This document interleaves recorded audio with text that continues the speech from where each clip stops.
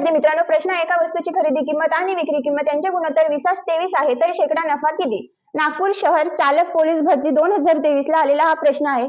तर बघा आपल्याला काय दिलेलं आहे, विक्री किंमत आणि खरेदी किंमत. तर बघा ह्या विक्रीतून जर खरेदी आपण वजा केली तर आपल्याला मिळणार नफा.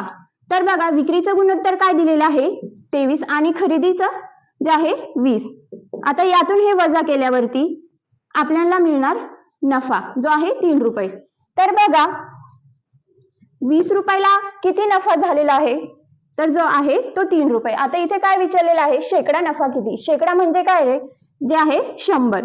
तर 100 ला किती? आता ही स्टेप आल्यानंतर आपण इथे तिरकस गुणाकार करतो.